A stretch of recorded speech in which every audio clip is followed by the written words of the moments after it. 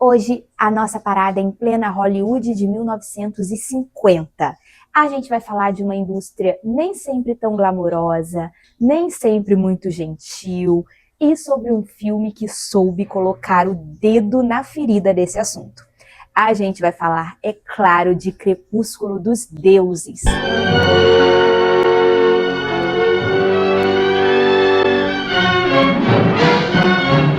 Crepúsculo dos Deuses é um filme de 1950 no estilo noir. O que é, né, esse noir? O noir ele é um subgênero ali dos filmes policiais, investigativos, que envolvem crimes, que ele é conhecido por criar uma atmosfera mais sombria dentro da história, uma atmosfera mais pessimista, numa ambientação mais escura, com cores mais escuras. Então, esse filme caminha muito bem por isso e tem uma história brilhante que vai levar a gente lá para o período de transição entre o cinema mudo e o cinema falado. Quem já viu aqui o primeiro vídeo do projeto de 1001 Filmes para Ver Antes de Morrer, viu que a gente falou um pouquinho sobre o cantor de jazz, que foi o primeiro filme a trazer, né, algumas cenas totalmente sonorizadas, totalmente faladas para o cinema. E a partir daí o mundo nunca mais foi o mesmo, né? A gente viu o cinema transicionar, passar por essa mudança de filmes anteriormente apenas mudos, muito focado ali na expressividade dos atores, né, em contar a história sem diálogos, para um cinema totalmente falado, em que o som foi ali um elemento a mais, em que a gente ganhou, né, para o telespectador um sentido a mais para viver a experiência do filme, a audição também, e isso mudou tudo em Hollywood. Muitas pessoas perderam seus empregos, suas carreiras, porque não conseguiram se adaptar a esse novo formato completamente diferente. Pessoas que eram estrelas do cinema mudo, por exemplo, que não tinham uma voz muito boa para ir para o cinema falado, ou que apenas não concordaram com essa movimentação, não gostaram da mudança. Então isso acarretou diversas mudanças. Se vocês quiserem dar uma olhadinha, a gente fala melhor sobre isso no vídeo sobre o cantor de jazz. E a gente está voltando nessa história porque o Crepúsculo dos Deuses vai falar exatamente sobre isso. Aqui na história, a gente acompanha, primeiro, um roteirista de Hollywood. Um roteirista que tenta vencer ali na vida, tenta criar um projeto novo, um projeto que leve a carreira dele para frente, leve ele ao sucesso. E logo na primeira cena, a gente percebe que esse roteirista, ele é tanto o nosso protagonista, quanto narrador póstumo dessa história, desse enredo, desse filme. Aqui no maior estilo Memórias Póstumas de Brás Cubas, sabe? Ele é o narrador. A primeira cena do filme é sobre a morte dele, ele aparece morto numa piscina e ele vai contar como ele foi parar ali, né? Quem é ele, com quem ele se envolveu, o que levou ele, quais fatos da vida levou ele a chegar até ali, a essa morte na piscina, com os repórteres, a polícia chegando para investigar, porque tudo leva a crer que ele foi assassinado. E aí nós temos a história desse protagonista, do Joey, esse roteirista de Hollywood, buscando alavancar sua carreira, que quer engrenar um projeto, mas que tem encontrado muitas dificuldades ali na indústria e que tem começado a entrar numa série de dívidas. Ele está com sérios problemas financeiros, ele está passando aí por um problema financeiro grande, que ele quer algum adiantamento, algum dinheiro emprestado, porque ele está para perder o carro dele, então ele está desesperado com isso. E as circunstâncias ali da vida, uma coincidência, vai levar ele para uma casa lá em plena Sunset Boulevard, uma casona, uma mansão, bem ao estilo da década de 20. Esse filme se passa mesmo ali, ele é contemporâneo de sua época, né? Ele se passa nos anos 50, mas ele mesmo, ao encontrar essa casa, ele percebe que essa casa, né, leva ele de volta para os anos 20, que parece uma casa de uma grande estrela dos anos 20, e essa casa é mesmo. Ele vai acabar entrando nessa casa e vendo que essa casa pertence a Norma Desmond, uma antiga atriz, estrela de Hollywood, que fez um sucesso enorme na época do cinema mudo, mas que depois da transição para o cinema falado, cinema sonoro, viu a sua carreira ser esquecida. Então ela vive nessa aura de, né, estrela decadente. Ela se fechou em casa, ela é muito reclusa, ela vive apenas com o mordomo dela, o Max, um fiel escudeiro ali dela. E ela tem um jeito muito ali, ela tem um ego muito grande, ela ainda se sente essa estrela, ela não consegue aceitar, né, que as pessoas se esqueceram dela. E ela está criando, ela está desenvolvendo um roteiro próprio de um filme que ela quer estrelar e que ela quer levar de volta para Hollywood e para o antigo estúdio dela, para eles produzirem esse filme, colocarem ela como a estrela principal desse filme e ela voltar ali para toda a glória que ela tinha lá mais cedo, quando ela era mais jovem, no cinema mudo. E aí a vida desses dois personagens se encontram, né? O Joey vai parar ali, ela acaba descobrindo que o Joey é roteirista e propõe a ele que eles trabalhem juntos, oferece muito dinheiro a ele para que ele reformule ali o roteiro dela, leia, dê a opinião dele, melhore o texto.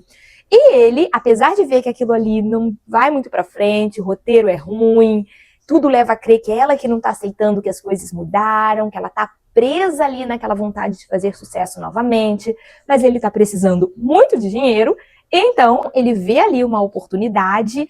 Com isso, ele se muda para essa mansão dela por um tempo para eles trabalharem juntos, ele aceita essa proposta. Conforme o convívio deles acontece, conforme essa convivência, esse laço entre eles vai se estreitando, a Norma começa a se interessar por ele amorosamente também. Eles começam a desenvolver um relacionamento bem do tóxico, porque ela tá ali muito perdida, né, em todos os desejos dela, acreditando veementemente em coisas que claramente não condizem muito com a realidade ali.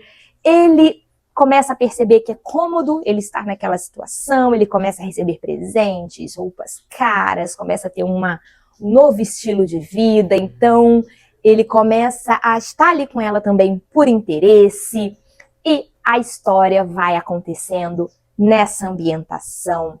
As coisas vão se tornando cada vez menos saudáveis ali entre eles, né? Até a gente ir caminhando para o clímax dessa história.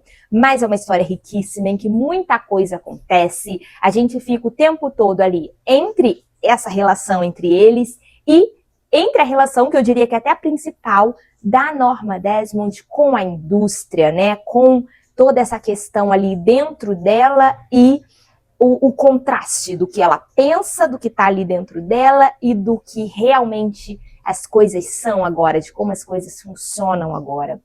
É um filme que, para mim, ele trouxe dois lados ali de uma mesma moeda e dois lados muito interessantes.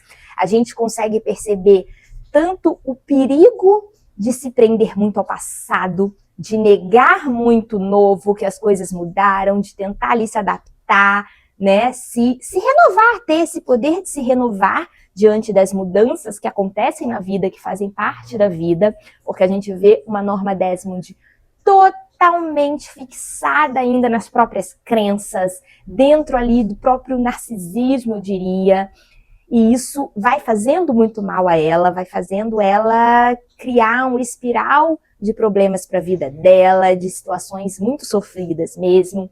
E, ao mesmo tempo, a gente entra numa discussão que segue atualíssima e que é muito interessante a gente ver como já era tratada, já era abordada em 1950, que é a questão de como a mídia, o sucesso, a indústria, né, do audiovisual, do cinema, de todas essas frentes aí que trabalham com imagem, com esse glamour, como eles tratam pessoas, e principalmente mulheres que envelhecem, né? Que perdem ali a sua aura de juventude e aí se tornam descartáveis conforme vão envelhecendo. A gente viu isso ano passado sendo muito discutido com a substância, por exemplo, e aqui a gente também pode ver isso e também pode refletir muito sobre isso, sobre como Hollywood consegue ser cruel. Não só Hollywood, mas todas as indústrias, né, em volta disso. É um filme ousado, é um filme super corajoso, porque aqui a gente vê nomes sendo citados, aqui a gente vê estúdios sendo citados, aqui o diretor, o roteirista desse filme, ele não fez a menor questão de criar coisas fictícias, né? Criar nomes fictícios para mascarar ali, disfarçar um pouquinho as suas críticas. É um filme escrachadamente crítico e que dá nome às suas críticas. Ele, inclusive, incomodou muita gente. Teve um executivo da MGM na época que ficou muito incomodado com esse filme. Imagino que ele deva ter tocado na ferida de muita gente, né? Levantado questões que Hollywood, querendo essa imagem de perfeição sempre, não gostou de ter visto ali. Perdeu Oscars importantes, que eu acredito também que pode ter sido um pouco por conta disso, porque é um filme fabuloso, é um filme muito bom, que te prende do início ao fim. Outra coisa muito legal é que a Norma Desmond, a atriz que interpreta a Norma Desmond, que é um personagem inesquecível, brilhante, e muito por conta também da atuação da atriz, ela realmente foi uma atriz de muito sucesso do cinema mudo. A única diferença para ela da Norma Desmond ali, né, diferença que eu digo, diferença principal, sem aí querer falar de personalidade, mas a diferença para ela da Norma Desmond é que ela soube fazer a transição para o cinema falado, então ela continuou ali mantendo os seus trabalhos, o seu sucesso também no cinema falado. O mordomo, né, o ator que interpreta o mordomo também foi um diretor de muito sucesso no cinema mudo. Existe uma cena ali que a gente vê alguns amigos da Norma Desmond, né? Ela tem um grupinho de amigos que se reúne para jogar em casa. E esse grupo de amigos também são de atores que, na vida real, foram atores de muito sucesso no cinema mudo. Então é um filme que o tempo todo misturou ficção com vida real e colocou em evidência como Hollywood funciona e funcionava nos anos 50 em sua realidade ali, na prática. É uma experiência incrível ver Crepúsculo dos Deuses. É um filme que, mais uma vez eu vou falar, ele leva a alcunha de clássico por esse motivo de se manter relevante em qualquer época. A gente vê esse filme hoje e a gente consegue trazer tanto para a nossa realidade atual, mas tanto.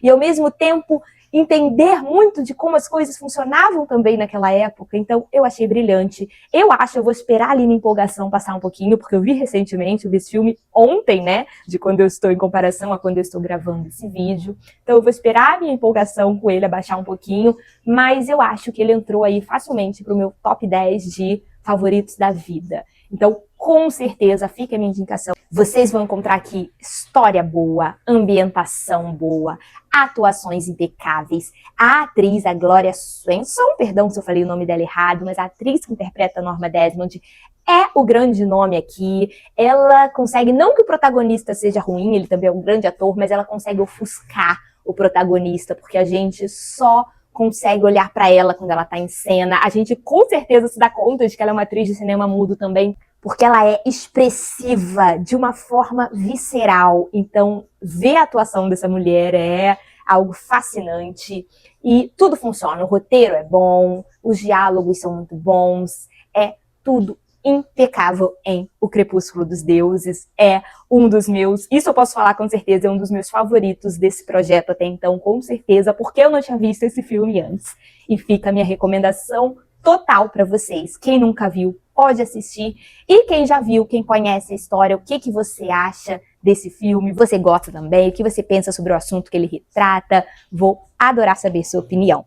Vou ficando por aqui. Muito obrigada por assistir o vídeo de hoje. Espero que tenha gostado e até o próximo filme.